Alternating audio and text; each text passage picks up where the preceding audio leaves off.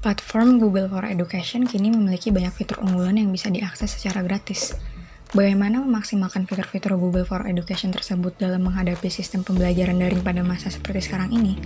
Pada kesempatan kali ini, mari kita bahas 4 fitur Google yang dapat menunjang proses pembelajaran daring, yakni Google Calendar, Google Jamboard, Google Dokumen, dan Google Slide.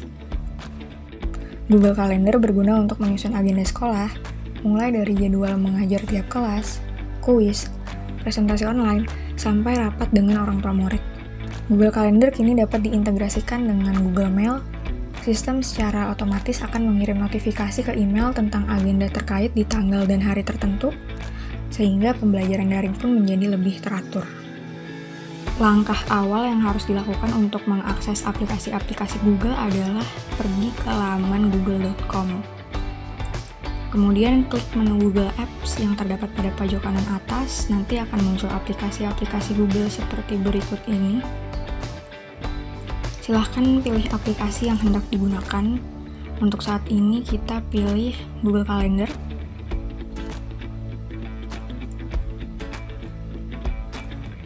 Kemudian akan muncul tampilan awal Google Calendar seperti ini.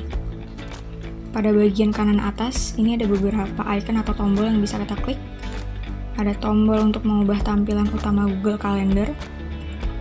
Tampilan utama kalender yang saat ini adalah mingguan. Kalau mau kita ubah jadi harian, itu nanti akan menjadi seperti ini. Lebih detail jam-jamnya. Kalau bulanan, akan jadi seperti ini. Begitupun dengan tahunan dan lain sebagainya. Bisa disesuaikan saja dengan kebutuhan kita. Kemudian di sebelah tombol untuk mengatur tampilan ada menu setelan. Biasanya tampilan awal Google Calendar itu menggunakan bahasa Inggris. Nah, untuk mengubah bahasa, kita bisa pilih menu setelan ini, nanti akan muncul tampilan seperti ini. Kemudian bisa pilih bahasa di sini language untuk mengganti bahasanya. Nanti biasanya akan memakan sedikit waktu, jadi tunggu aja, kemudian kita refresh. Nah, selain mengubah bahasa, menu setelan ini punya berbagai pilihan lainnya untuk mengatur tampilan Google Calendar, yang kurang lebihnya ada di sebelah kiri ini.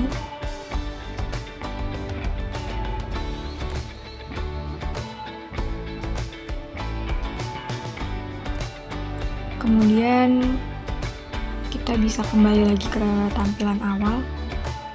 Selanjutnya ada tombol penelusuran agenda-agenda yang telah dibuat.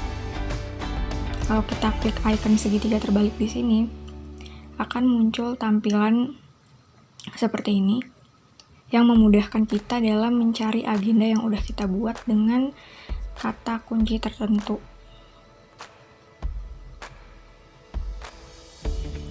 Berikutnya, tombol untuk membuat agenda baru. Di sini ada tulisan buat. Kita klik. Akan muncul tampilan seperti ini. Ya, tinggal kita isi aja. Dari mulai judul, kemudian kategori kegiatannya apakah acara atau tugas atau sekedar pengingat saja, reminder.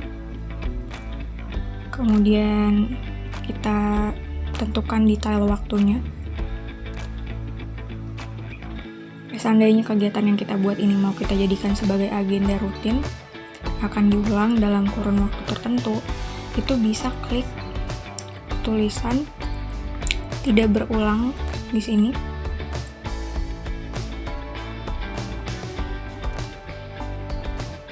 Kemudian kita sesuaikan dengan kebutuhan kita, apakah akan diulang secara mingguan pada hari yang sama atau secara bulanan pada tanggal yang sama.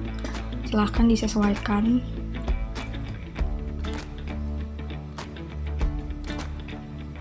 Jika ingin mengundang partisipan, pastikan partisipan memiliki email, karena Google Calendar ini terintegrasi dengan Google Mail, sehingga nantinya partisipan akan mendapatkan notifikasi melalui email. Jika membutuhkan Google Meet, bisa langsung klik di sini. Nanti akan muncul linknya seperti ini. Jadi kita nggak perlu repot-repot lagi buka Google Meet dulu, terus bikin Meet baru, karena udah tersedia opsi untuk mengakses langsung ke Google Meet di sini. Nanti link Google Meet-nya juga akan muncul di notifikasi melalui email tadi, jadi tinggal diklik aja. Kemudian jika ingin menambahkan lokasi, deskripsi, atau lampiran itu opsional. Terus kalau kegiatan yang kita buat apakah bersifat pribadi, cuma buat kita aja yang tahu, misalnya jenis kegiatannya sekedar reminder atau pengingat, atau justru melibatkan pihak lain seperti tamu undangan atau partisipan, berarti visibilitas defaultnya bisa diganti menjadi umum. Kemudian kita bisa mendapatkan notifikasi berupa alarm sebagai pengingat kegiatan. Tinggal klik tambahkan notifikasi di sini, kemudian pilih waktunya, apakah beberapa menit sebelum acara dimulai atau beberapa jam, tinggal disesuaikan. Untuk opsi lain, kalau kita klik, akan muncul tampilan seperti ini.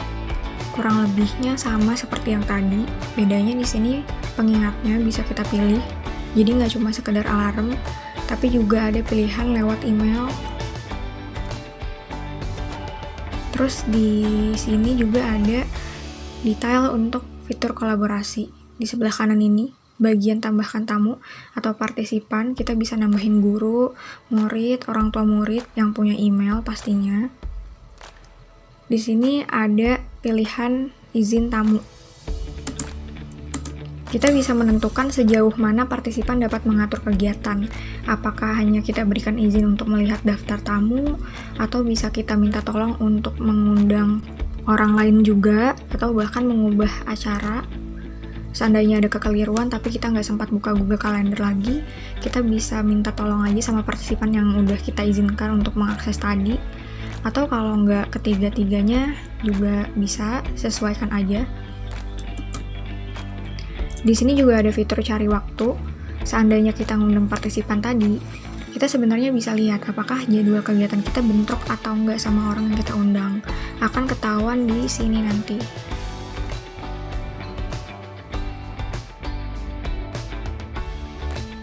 Kemudian kalau kegiatan baru tersebut kita simpan, maka akan seperti ini tampilan utama di Google Kalendernya.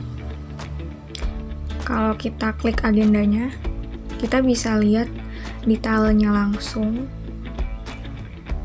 Terus ada tombol-tombol di atas ini untuk mengedit atau menyunting kegiatan, untuk menghapus langsung bisa di sini, atau juga ada tombol untuk kirim pemberitahuan melalui email, ataupun ada menu lanjutan. Kurang lebihnya seperti itu untuk penggunaan Google Calendar. Selanjutnya adalah papan tulis virtual atau Google Jamboard. Papan tulis virtual ini dapat digunakan untuk kolaborasi secara real time antara guru dengan murid, sehingga pembelajaran daring akan jauh lebih interaktif lagi, menarik lagi, dapat diakses secara bersama-sama dan sudah terintegrasi dengan Google Meet, sehingga mengaksesnya pun akan jauh lebih mudah. Ketika kita mengakses Google Meet, tampilannya akan seperti ini ya. Di pojok kanan bawah ada icon aktivitas. Kemudian kita klik, akan muncul pilihan papan tulis virtual. Kita klik. Nanti ada opsi apakah kita mau membuat papan tulis baru atau membuka papan tulis yang sudah sempat kita gunakan dan tersimpan di G Drive. Di sini kita buat papan tulis baru aja, akan muncul tampilan seperti ini. Di pojok kanan atas, ada fitur berbagi akses supaya partisipan atau murid-murid bisa ikutan coret-coret papan tulisnya.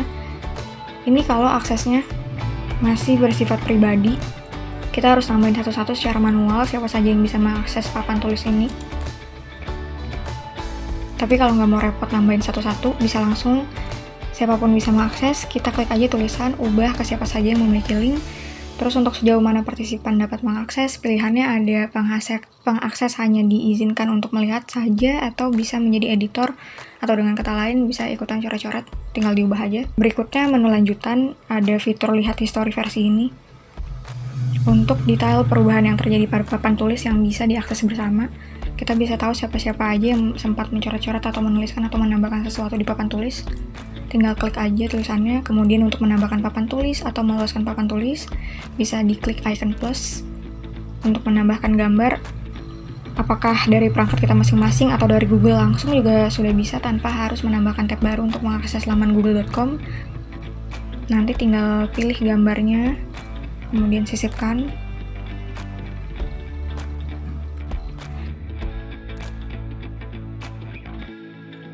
Untuk menampilkan papan tulis yang sedang kita gunakan pada layar Google Meet supaya bisa langsung dilihat bersama-sama di layar sembari mengajar, tinggal kita klik icon present atau tampilkan.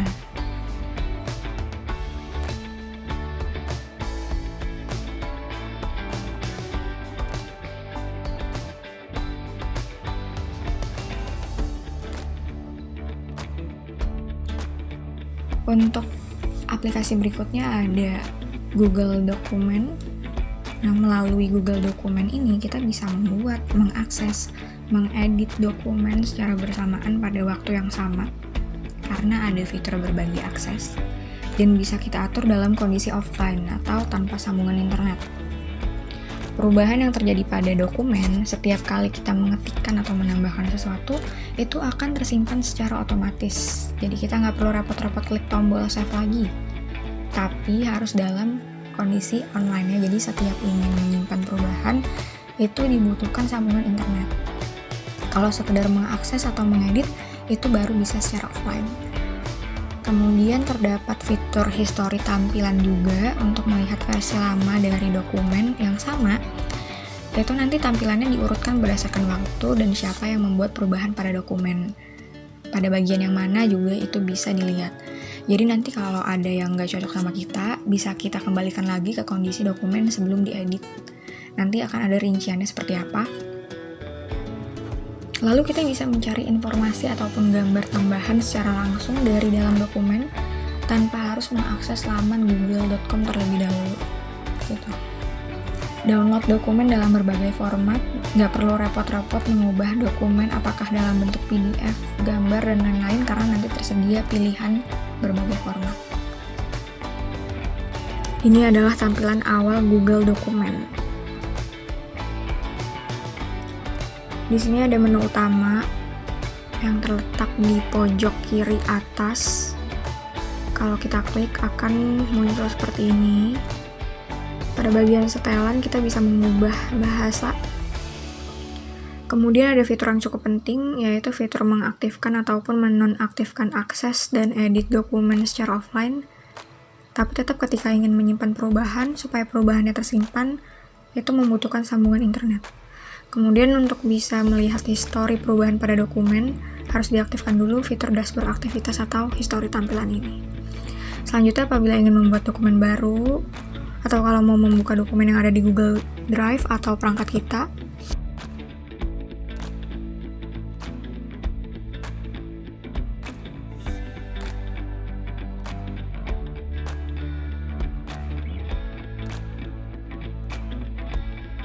ini adalah tampilan ketika kita membuat ataupun membuka dokumen.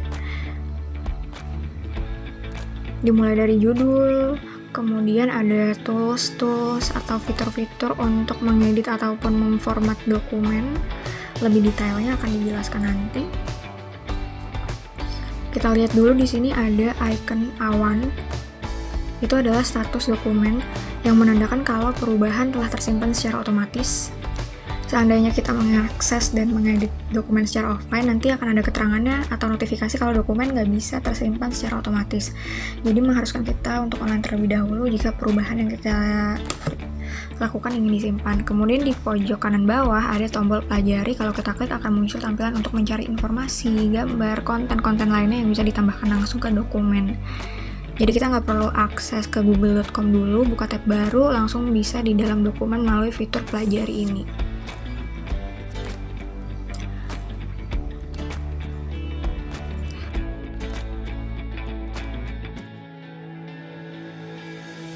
Kemudian pada pojok kanan atas ada fitur berbagi akses dokumen. Begini tampilannya, kurang lebihnya sama dengan jika mau berbagi akses aplikasi-aplikasi Google lainnya.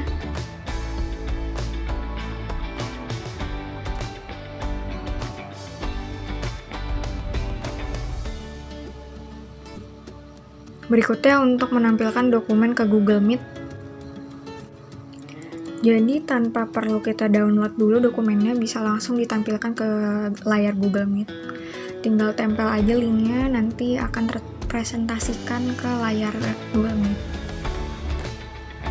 Selanjutnya kita akan bahas detail fitur-fitur untuk mengedit ataupun memformat dokumen, dimulai dari menu file. Di menu file ini ada opsi kita bisa mengirim dokumen via email secara langsung tanpa harus mengakses di email terlebih dahulu. Nanti tampilannya akan seperti ini, kita kirim ke siapa, kemudian formatnya juga bisa diatur, tinggal dipilih aja.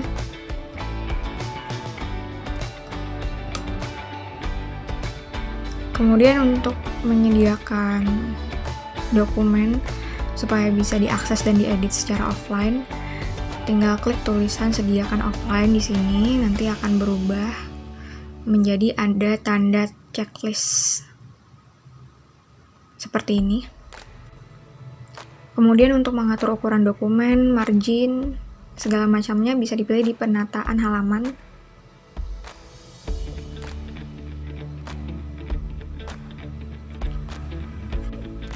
Terus untuk fitur history versi, ketika kita klik, detailnya akan seperti ini.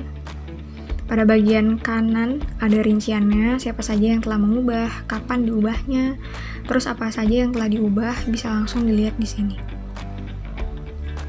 Kalau kita ingin pulihkan dokumen lama yang sebelum diedit, itu tinggal klik aja tombol pulihkan versi ini. Selanjutnya ada menu edit. Di sini ada fitur cari dan ganti. Kita bisa mengubah kata tertentu di dalam dokumen tanpa harus mencarinya secara manual, satu-satu gitu. Jadi bisa sekaligus melalui fitur ini. Ada pilihan-pilihannya juga.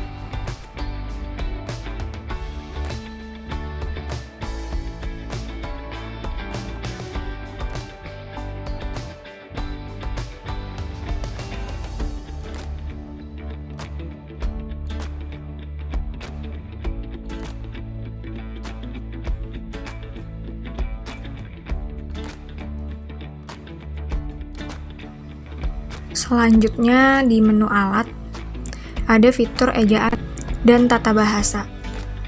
Terdapat opsi-opsinya berikut ini. Kita nggak perlu khawatir ada kesalahan penulisan kata atau semacamnya, karena nanti akan langsung ada tandanya seperti ini. Terus kita tinggal klik hurufnya, pilih deh kata yang disarankan. Terus ada fitur kutipan, ini untuk menghindari plagiarisme. Fitur ini juga udah cukup detail, ada versi kutipannya mau pakai gaya apa, kemudian jenis sumbernya apa, dan lain sebagainya.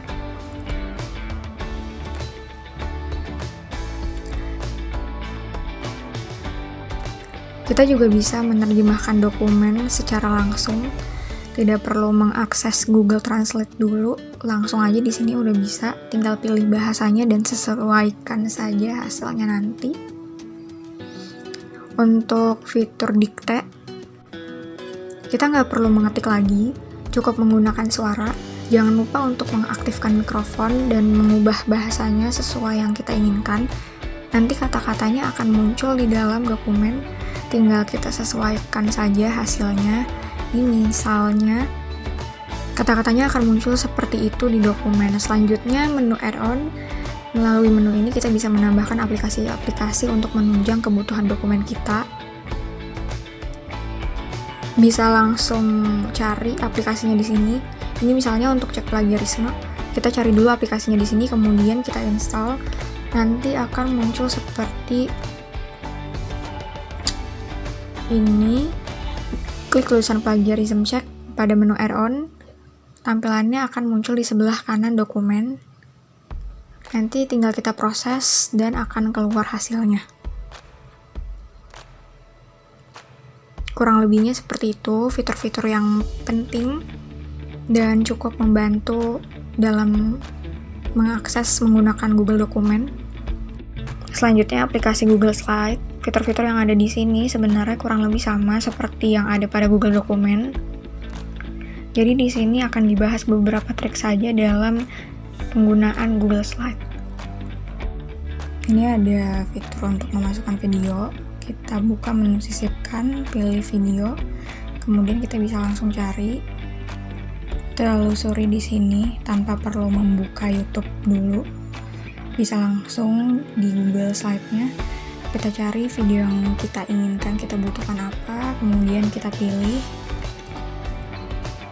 Ketika kita menyisipkan video, di sini akan muncul opsi format di sebelah kanan ini.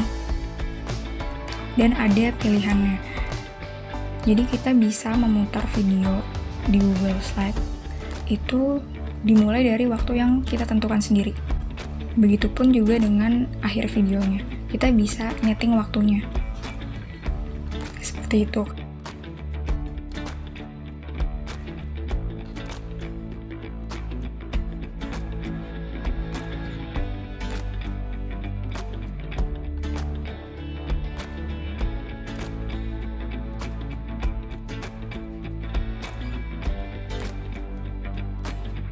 Kemudian untuk fitur preferensi otomatis, ketika kita ingin menambahkan teks dengan text box,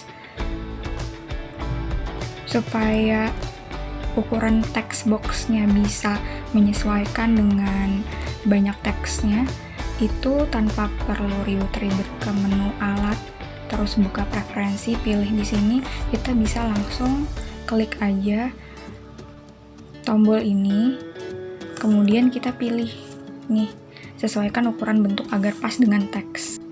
Kemudian ada fitur-fitur presentasi. Ketika kita mempresentasikan slide kita, di pojok kiri bawah sini, kita tinggal klik angka ini, angka 1, nanti kita bisa pilih slide mana yang mau kita buka langsung, jadi tanpa perlu next, langsung aja pilih di sini. Kemudian di menu lanjutannya, ini kalau kita mau mengaktifkan penunjuk laser seperti ini, itu bisa langsung kita tekan aja tombol L atau huruf L di keyboard. Begitupun untuk menonaktifkannya, tinggal tekan L lagi. Kemudian pada menu lainnya, di sini ada fitur tanya jawab. Boleh diklik atau boleh langsung kita klik huruf A pada keyboard. Nanti tampilannya akan menjadi seperti ini. Ini adalah fitur untuk tanya jawab. Kita bisa pilih mulai sesi baru. Nanti akan muncul link seperti ini. Tinggal kita bagikan linknya. Kemudian kalau linknya dibuka, itu akan muncul slide tanya jawab seperti ini. Jadi partisipan bisa langsung menuliskan pertanyaannya di sana. Nanti pertanyaan dari partisipan akan muncul di tampilan presenter kita yang mempresentasikan slide kita seperti ini. Nah, supaya para partisipan yang lain tahu pertanyaan yang telah diajukan apa saja, itu bisa klik presentasikan di sini. Nanti pada layar presentasi akan muncul seperti ini. Sekian aplikasi-aplikasi Google for Education yang bisa menunjang kegiatan pembelajaran daring dan bagaimana cara memaksimalkannya. Semoga bermanfaat.